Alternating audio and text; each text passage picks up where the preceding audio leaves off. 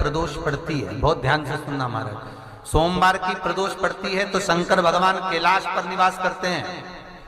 मंगलवार की प्रदोष पड़ती है तो शिव काशी में निवास करते हैं। बुधवार की प्रदोष पड़ती है तो शिव रजत भवन में निवास करते हैं। गुरुवार की प्रदोष पड़ती है तो शिव गंगा के स्थल पर निवास करते हैं। शुक्रवार की अगर प्रदोष पड़ती है तो शिव नीलकंठ पर विराजमान होते हैं। शनिवार की अगर प्रदोष पड़ती है तो शिव शमी के वृक्ष के नीचे रहते हैं। और रविवार की जब प्रदोष पड़ती है तो शिव बेलपत्र के पेड़ के नीचे निवास करते हैं। महाराज ये एकादशी शंकर से कह रही है कि आपका स्थान ये नहीं कि आप कैलाश पर मिले, उस वार को, उस तिथि के दिन, उस अनुकूल।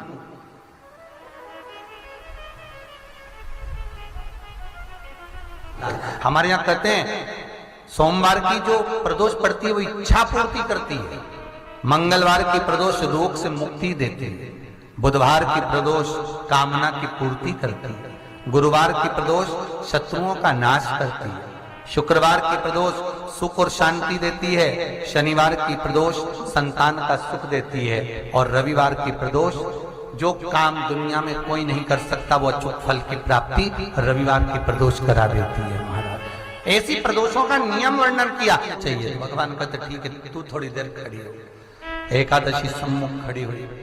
पार्वती जी ने जिस अंगुष्ठ का जल पीने के लिए लिया था हाथ में, बस पीने ही वाली थी, शंकर भगवान ने वही हाथ में जल लेकर एकादशी के हाथ में उसको देकर कहा ले, ये मेरे द्वारा निर्मित एक व्रत है जिसे त्रयोदशी के दिन तूने मांगा है, मैं तुझे देता हूं।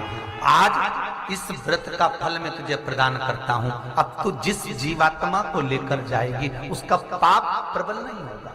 किसी स्त्री, पुरुष, बालक, बुजुर्ग जो भी होगा जिसने प्रदोष का व्रत करा होगा वो जीवात्मा को तू किसी फल की कामना से नहीं स्वतः ही लेकर चली जाए।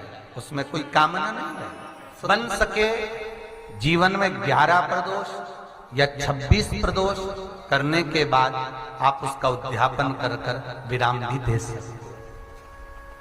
पर जीवन में एक बार प्रदोष का व्रत मौका मिले, जिस कामना से जिस दिन का भाव आपके मन में आए कि मुझे रोग से मुक्ति पाना है तो ये प्रदोष मुझे करना है, मैं रोग मुक्ति के लिए, हम मंगल जो भी आपके मन में आ रहा है, संतान प्राप्ति के लिए शनिचरी प्रदोष, आप उसका स्मरण करें। फिर लिखा शिव महापुराण में, बड़ा सुंदर लिखा वेदव्यास जी ने, मान लो आप प्रदोष का व्रत नहीं कर सकते, आप अगर व्रत नहीं कर सकते तो प्रदोष के दिन, प्रदोष काल में शाम का समय सूर्यास्त का कुछ पल, कुछ घड़ी के पहले से लेकर बाद तक का प्रदोष काल के अंतर्गत आप शंकर जी के मंदिर में जाकर 1 लोटा पानी, 5 बेलपत्र भी अगर समर्पित करते हैं तो संपूर्ण प्रदोष का फल आपके भाग्य में प्रबल हो जाए। शिव महापुराण में इसका